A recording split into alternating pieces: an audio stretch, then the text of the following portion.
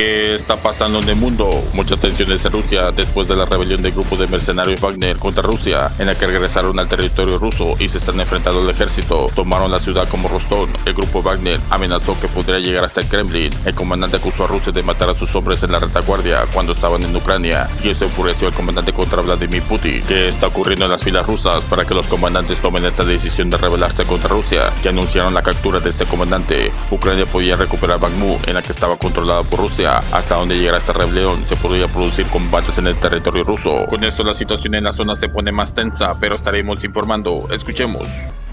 Como les estamos contando, el grupo de mercenarios de Wagner ha tomado la ciudad rusa de Rostov, está controlando ya en este momento el Estado Mayor de las fuerzas rusas y el aeródromo de esta ciudad.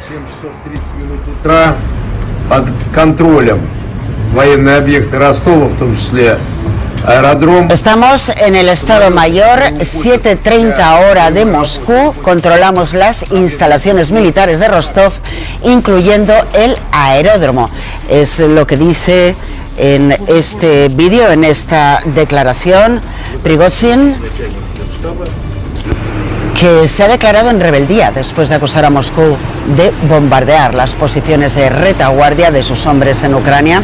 Según afirma la agencia Reuters, fuentes de seguridad rusas dicen que el grupo Wagner controla ya también la ciudad de Voronezh, que está a 500 kilómetros al sur de Moscú.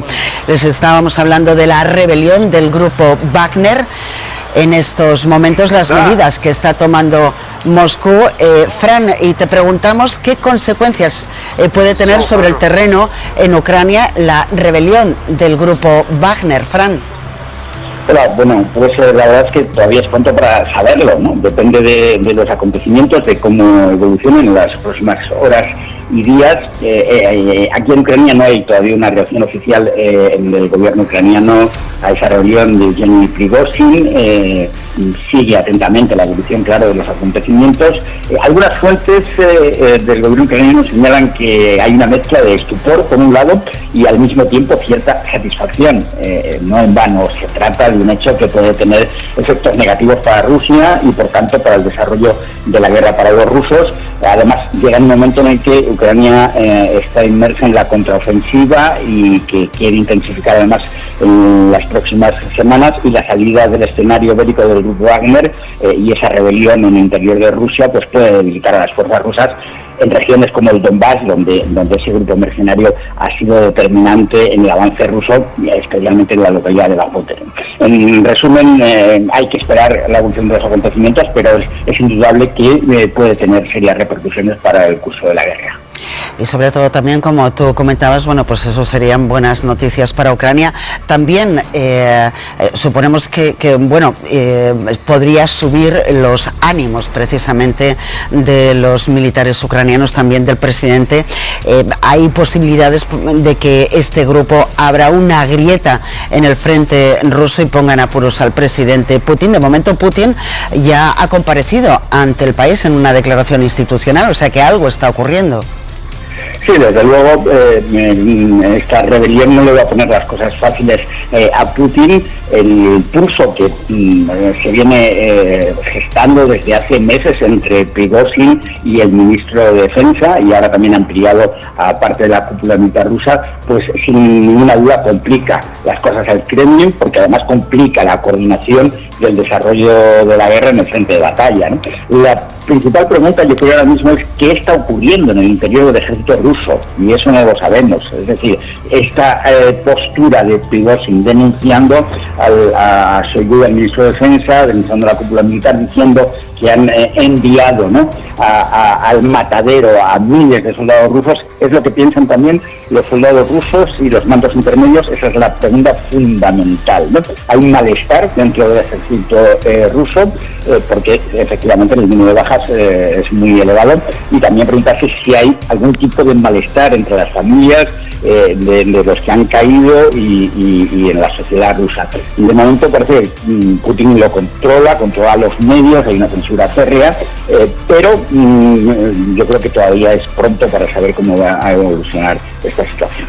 Sí, porque además, Fran, como tú estabas comentando, Prigozhin, que ahora mismo, repetimos para quienes se acaben de incorporar, que es el dueño del grupo Wagner, bueno, declarado ahora mismo en rebeldía, como tú comentabas, se ha declarado en rebeldía, sobre todo los protagonistas es la cúpula del Ministerio de Defensa, especialmente el ministro, como tú decías, y también el jefe del Estado Mayor. Les ha acusado de haber aniquilado a 10.000 soldados rusos, pero ahora mismo también lo que ha dicho es que contaba con 25.000 hombres y que conforme están pasando las horas se van sumando más personas a su ejército, a su grupo. Bueno, esa es una de las claves, como te decía, que está ocurriendo en el interior del ejército ruso. Si hay descontento, algunas fuentes sí señalaban que podría haber descontento por cómo estaba marchando la guerra en los frentes de batalla. Por ejemplo, esa batalla de la que hemos hablado un montón de veces, de Bakhmut, donde han muerto miles y miles de soldados rusos por una conquista de una localidad que no era especialmente estratégica. Todo este tipo de cuestiones que pueden llevar a ese malestar interno en el ejército ruso y que pueden reforzar la postura de Prigozhin en ese pulso, ¿no? La cuestión está en si esto al final acabará con la caída del ministro de Defensa, de Shoigu, y de la cúpula del jefe de Estado Mayor y de la cúpula militar rusa, o acabará logrando que se detenga a Prigozhin. Si, como él dice, cuenta ahora mismo con esos 25.000 hombres y se le unen más, pues sería muy difícil. Pero claro, todas las informaciones, como hemos visto desde que comenzó la invasión de Ucrania hace ya casi año y medio, pues todas las informaciones hay que ponerlas en cuarentena hasta ver realmente qué es lo que está ocurriendo y cómo evoluciona la situación. En cualquier caso, como te decía, la situación para Putin y para Rusia es preocupante y puede tener influencia en el desarrollo de la guerra en Ucrania. Puede tener una influencia en el desarrollo de la guerra de Ucrania, después además de que la ONU reconociera que las perspectivas de paz siguen siendo desesperadamente escasas. Fran, se están produciendo movimientos que eran imprevistos hace tan solo unas horas. Sí, sin ninguna duda, nadie podía prever esto, a pesar de que, como te decía antes, el pulso de Prigozhin con el ministro, con Shoigu, venía de lejos, pero nadie pensaba que podía llegar a una rebeldía de este calado. Tampoco se confirman las informaciones que se están transmitiendo.